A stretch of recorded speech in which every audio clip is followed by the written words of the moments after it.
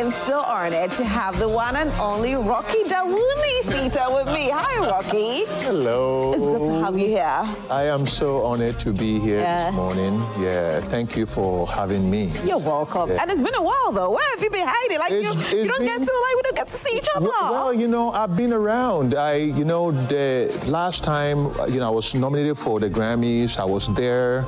Afterwards, the single was out, so I was out there pushing the single, and then I came back.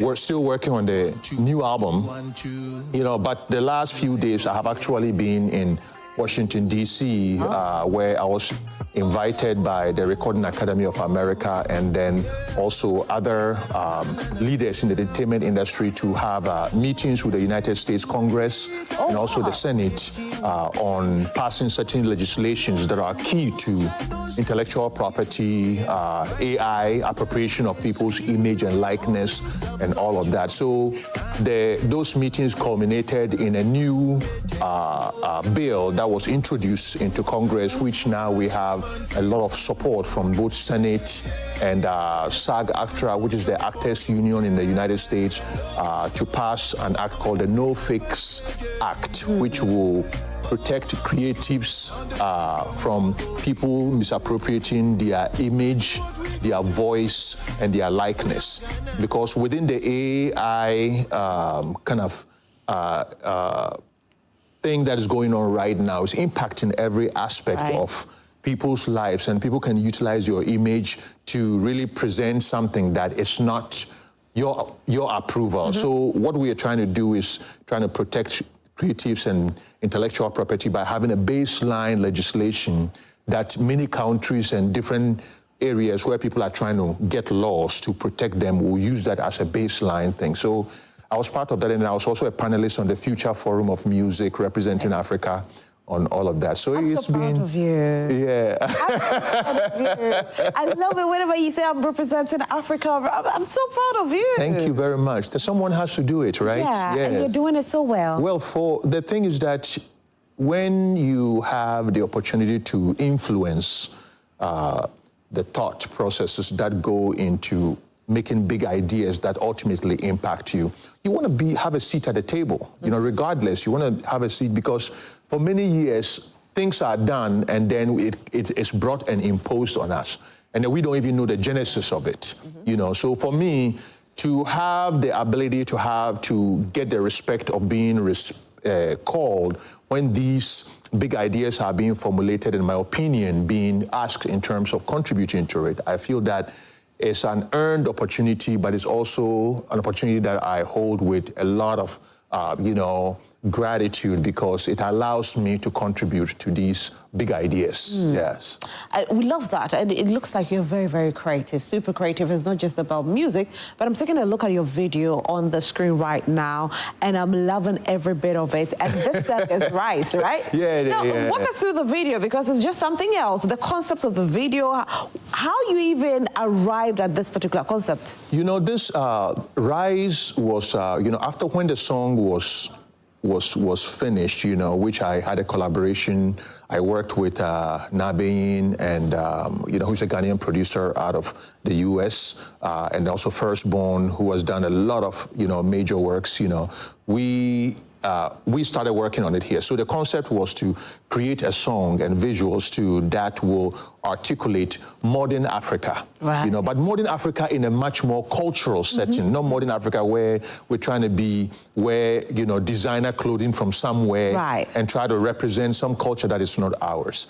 So that led me to collaborating with twins, because I love their vision and their ability to capture, great images here. So the convergence of that creativity, the convergence of showing the fashion, African fashion, but in a contemporary way, the convergence of showing, music and a futuristic concept of Africa that is still steeped in our deep cultural tradition was something that I felt the concept of rise Right. is about, because we as a continent, we have to look around what is going on. Everybody is trying to look at themselves first. You go to America, they say America first. You go to Europe, everybody is honing in to try and buttress themselves on what they have.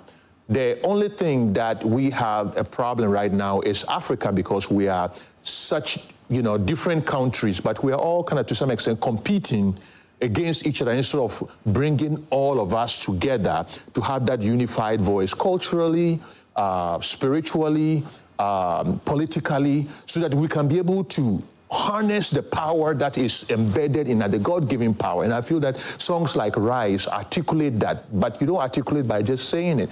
You just show it visually. And I think that we succeeded in doing that with that you video. did. And we just love the video. I love everything that I see in the video. I mean, it's flawless. I don't know how many people have told me that. It's flawless. Picture quality, everything, storyline. Yes, I mean, it's just flawless. And congratulations on, getting nomination for that as well. Yes. At the Grammys, right? Yeah, yes. It was, my 4th nomination. And for me, it just goes to reflect that. What I always say, that when you tell your own story, when you own your own narrative, it draws people's attention. You don't have to become a cheaper version of somebody else's identity. You have to become the best identity of who you are. And I feel that that's how I approach my music, my compositions, my visuals, the way I project myself, the way I try to elevate our culture, who we are as a people, and also, project my country. I think that is attractive to people, and when people see that, they are interested in knowing, because it's a worldview that they don't have access to, but I have access to it in a unique way. So when I present it, I feel that is what allows me to be able to break these doors, open these doors, and also get the attention of people out there. You are the only Ghanaian artist with the most nominations at the Grammys. Now, we have a lot of Ghanaian artists who are doing fantastic. When we hear their music, we love their music. Yes. It's quite surprising we are not hearing them on the international front like we should, where we should be seeing nominations coming their way from the Grammys. It's not like that. What are they not doing right?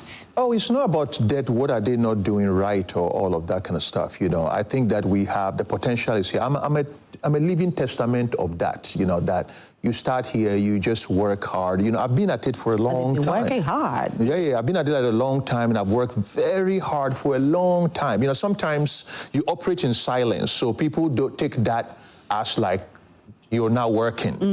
Working, traveling, playing in different places, making albums, doing concerts in places, and building over years, and getting exposure in different countries. I think that in the long run, all of that, come into play for some of these things to happen. But when they happen, people just think that you just open the door and close the door and it happens. So every artist who is working, we have a lot of great potential of many artists who can be able to do the same, who are doing the same in their way. They just have to trust the process and know that, as you keep on it, these are products of your innovation and creativity and your journey.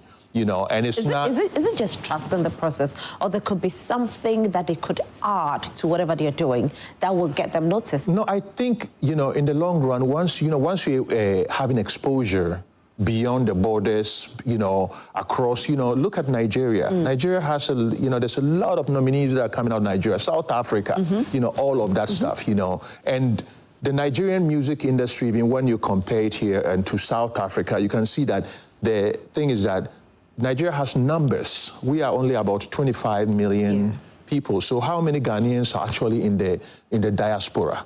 So we have to work even extra hard and break even more doors in order for us to be recognized. If an artist leaves from a neighboring country like Nigeria and they go to Europe, there's so many Nigerians in the diaspora who could help even Nigerian artists sell out venues without the input of even people from other, whether white people or, without them, they have that capacity in their numbers. We have to use different means. So what means do we have to? I feel that, first of all, one of the things is to also, the investment in the music architecture of the country, in terms of having artists be able to have the longevity of creativity. That means that they have to be able to make money off their music being played, you know, copyright, you know, getting all of these things, you know, a system that makes sure that wherever music is used, there's a big collection system that can get, you know, money into the pool. Apart from strengthening our copyright system, having also investing in live venues, because I feel that most countries that have been successful outside have also been able to have a vibrant live music industry within their country. And by live, I don't mean miming live. I mean real live. People come to Ghana, immediately land from the airport. Every night, there's vibrancy, high life music. We have a place like Plus 233, right? No, Plus 233 is one of the people, but we don't need only one. We need an industry. An industry is not just one person, like me standing here. An industry is everybody working together. You go, there's live shows everywhere happening. Artists are people are patronizing it. We need patronage too from our own people. You should go to these events, support the artists so that the venues can be able to make enough money for the artists to be paid. The government also giving venues, tax breaks, so that these venues can be able to be established. If somebody's establishing, let's say, a venue to push music and culture, that's an investment. So the government too can go in there, you know, without even putting money, but give them all the tax breaks they need to be successful. Maybe 5 years, you give a tax holiday, as long as that extra money is going back into reinvesting into the place. Then all of a sudden you have a thriving scene. And when you have a thriving scene, you can build everything upon it. People come outside. You see, the trick is not to go from within to without. The thing is to attract without into within. And to do that, you need to create that ecosystem. And that ecosystem requires local focus, investment from all sectors. Radio, playing, the Ghanaian artists who are doing the shows, because if you do that, then you're going to have these places packed with people supporting it. Tourists will be coming and traveling just because they know that when you land here, it's different. The culture, the music is alive and vibrant. That's how we do it, because we are not only creating a scene so that we'll go and get awards and that kind of stuff. That's just the topical aspect. We want to create a scene that becomes part of the creative economy, supports our country's economy, support our ability to be financially and economically independent. And creativity and art is the foundation of all of that. If you can make your citizens be creative and their creativity be able to, you know, be a source of income for a country, you don't need to go to IMF for a loan. You know, everything lies right in the capacity. I like that. We don't need to go to IMF. Hey, I don't talk anybody's name. I just.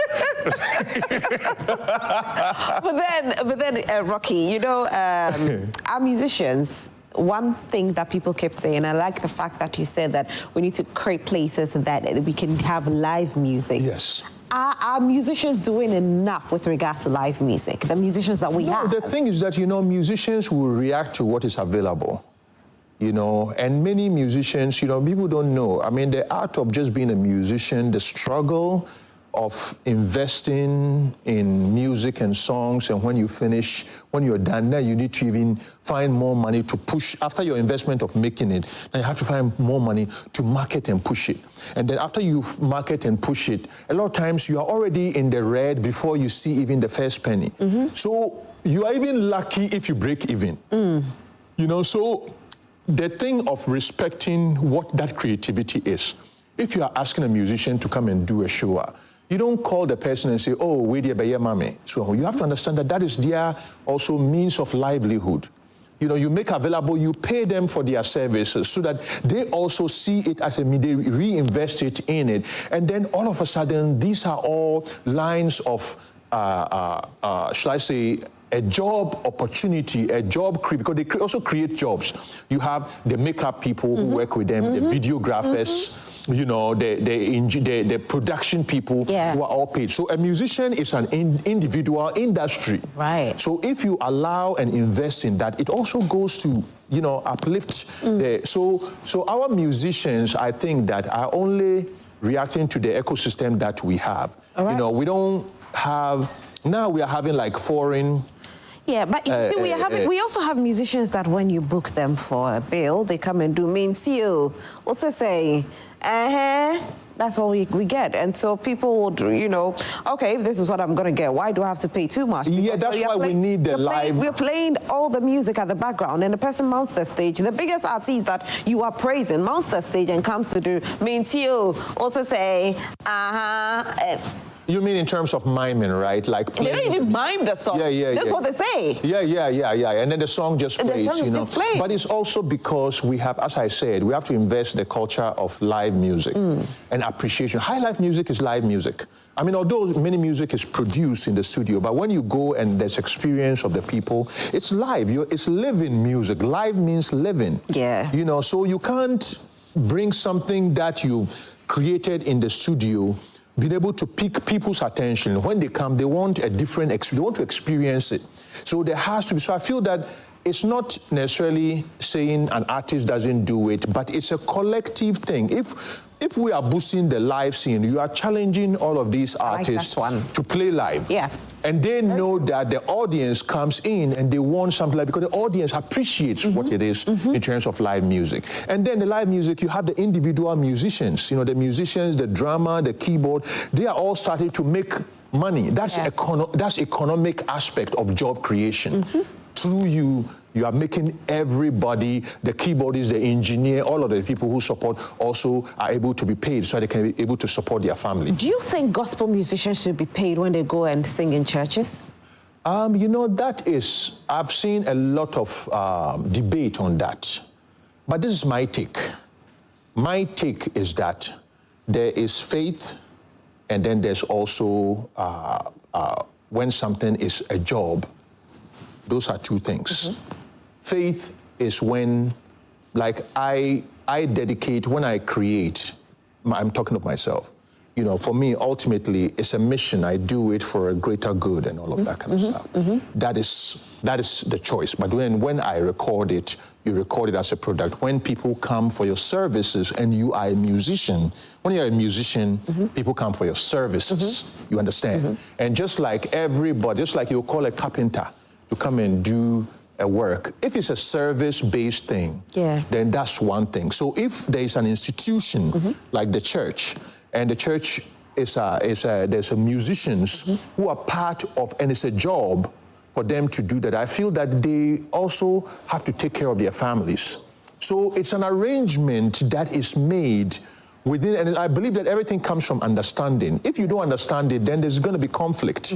So this is something that I believe that I like that the conversation is happening, so that our leaders, our church leaders, also have the conversation with the artists and all of that. And then in the long run, compensating somebody is not a wrong thing, that they are not there to praise God. You know what I mean? Compensating somebody is to make sure that they have the comfortability that when they go home, they can after coming, they can also deal with their family, because the reality of your time, when you use it for something else, you go home and the reality, you have school fees to pay, you have light bill to pay, you have all of this, transportation, all of these things. These things can stress you out and even deprive you of your spirit of creativity. So it's a matter of empathy on both sides. If both sides understand it, then we have a harmonious, objective where these musicians are happy to be there, to work, to offer their, their gifts. And then the church too gets the best of them to work with them and dedicate their time and do all of it. So we shouldn't do it like against or not against, a conflict driven. I think that a lot of times when things need to be, when we need to have bigger conversations, everybody goes to their ego side and everybody tries to. But in the long run, I feel that the church has done a lot for musicians. You see, because I even see that right now, we have a lot of artists who are good at playing their instruments, and many of them, you know, it's through the church system that they got to. They didn't have instruments themselves. They didn't have all of that. So through the church system, a lot of musicians. So now we have so many amazing, talented people, and some of it was through that investment of the church. But I also see that the church also need to now see that how do we sustain this whole thing, and also make sure that the things, the reality of the livelihood of these people too be able to be taken care of. And I feel that when we do that, then we all praise God in harmony, and we all feel equitably that we are there to give our all, you know, ultimately to the service of the Almighty. Wow, I mean, today's conversation is just something else. I'm really loving everything. I don't know if, let me just find out from you. You know, you are doing Afro roots. Yes, yes. So is it raga? No. It's a fusion of reggae, Afrobeat, and high life. Wow. And you are the only Ghanaian musician who has that? I wouldn't say the only Ghanaian musician. Then it's like me being arrogant about it, you know, because Afro roots was me saying these sounds, you know, you are free. You see, everybody wants like, oh, I'm a raga musician. Oh, I'm a high life musician. No, we are, before even you have the capacity to also take all of those and create your identity, and you shouldn't be afraid to do that. You know, so for me, my music defies genre. So that genre that I'm working on is Afro roots. And the thing is my foundation. Yeah. High life music was how I started. You know, I listened to the Ampedus, the Amachi Dedes, all of those. These are my influences. You know, and I won't lie about that. You know, so those early influences, then you have the Bob Marleys, the, you know, Benny Spear, the Tupac. You fell in love with Bob Marley? Of course, I love Bob Marley. Who doesn't? Who doesn't? I like that. You know, he was an epitome of what music should be. Which of his songs is your favorite? You know, my favorite song, if you say, I always like some songs that, you know, Coming In From the Cold for me is one of my best Bob Marley songs, but it's not what a lot of people kind of gravitate towards, just because it was the first song of his that I heard, and it was something that it was almost like a voice, a post. Sing a bit of it for me. In this life, in this life, in this life, in this oh sweet life, we're coming in from the cold. Oh my God! So that's the first song of his that you had? No, for me, you know, if you talk best song of Bob Marley, that one there, you tire. Yeah. You know, but for me, that was the song that really resonated with me. Also, the lyrics, in this life, coming from the cold, you know, so almost like, you know, coming from beyond and also to assert, you know, and I feel that it was kind of, it was, you know, Uprising, his really last record, you know, so I felt that was kind of like a song about the transcendence of what his music is, you know, coming in from the cold, regardless of where it's at, you know, he's coming in loud and clear. Loud and clear. You know? Rocky, you are here loud and clear, and we love you. We love that you're projecting Africa. We love that you're projecting Ghana. We love that you're projecting Afro roots. We love you for you, Rocky. Yes, yes. Future projects this year? Well, you know, one of the things that I'm working on right now as the UN Goodwill Ambassador for Environment for Africa is also my focus on trying to push the environmental agenda here. You know, first of all, it's in terms of plastic pollution. I mean, we look everywhere, you know, even in the oceans and all of that. I've traveled to places where I've overheard people say, oh, when you go to Ghana, sometimes you swim in the ocean, you come back and there's plastics. You know, and when I hear somebody say that outside somewhere, it hurts me. Yeah. You know, so for me, pushing the agenda of us cleaning you know, and even all the floods that we have, you know, you find out that, you know, it's from, like, you know, all of these plastic waste, like choking the gutters and stuff. So I am very supportive of legislation to to really arrest the random discarding of plastic, single-use plastics and all of that. So this is one of the areas in terms of beating plastic pollution, you know, which is one of the agendas that I've been pushing with the United Nations and all of that. And then apart from that, also protecting our forests, you know, the trees. I mean, we look at the Galamsey issue that is going on right now, you know, sentient entities like our rivers that have been created from the dawn of creation by the Almighty. You know, here we are, a generation, just because of greed and satisfying our present inclination to be, you know, to acquire wealth, we destroy this. And then the repercussions are health issues, people, the mercury, the pollution of the water, the pollution of our food, all of these things. So for me, it's like we have to wake up and transform the mindset of the people when it comes to our relationship with the earth, our relationship with the environment, because the environment is what is going to support not only us, but our children. So I feel a lot of work in that space. I'm also working on my farms. You know, I have my cocoa farm. Nice. You know, this year was my first harvest. That's my nice. coconut farm too, which is up on Obotebri Mountain in Koforidua, and then mushroom project too that I'm doing, training women and mushroom production in the northern region. These are all stuff that I work on. And then a new album. And the new album. Yes. That's lovely. And it's coming out pretty shortly, right? There's the single coming very, very soon. Okay. Probably a single and another single. Then the album would drop. But it's an exciting time. You are a living legend. Well, you know, you are a living legend. you know, when somebody uses that word, and I feel like I'm some archaeological piece that is going to be put in a museum. Yeah. You know, I'm a musician. You're a musician. Can you sing a line of, you know, one of the songs that's coming out? Hey. You don't want to sing it now? You don't want to bring it out now? I got a song, I got a song, I got a song, I wanna play it for you. Boom like a bomb from head to toe. I got a song, I wanna sing it for you. Wherever you are, who knows? It will be blowing in the atmosphere. Wherever you are, I know you will be throwing your hands up in the air. And we're throwing our hands up in the air. Yes, that's how we do it right here. On my body, his name is Rocky Dawuni. TGMS is just around the corner. And maybe, am I allowed to? Okay, okay. I was going to leak some information on the song, but I'm not allowed. I heard.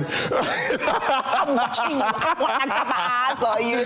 Anyway, Rocky, thank you so much for being here. We are very grateful. Thank you. And we'll see you at the TGMS. Yes. I will be if I am in town. Okay. I have upcoming shows, you know, in Europe, and then also, you know, in Southern America, Colombia, Barbados, and all of that. So just getting ready to go out there and play and do what we do, you know, as musicians. But at the same time, you know, I love my country. Yeah. So who do you think should win the Artist of the Year, though? It's hard to tell. It's hard to tell. I feel like all the artists, you know, the thing is that everybody deserves it. Yeah, everybody deserves it. All right, that's what Rocky is saying, and so it's hard to tell. His name is Rocky Dawuni, and he's been our guest this morning. Rocky, thank you once again.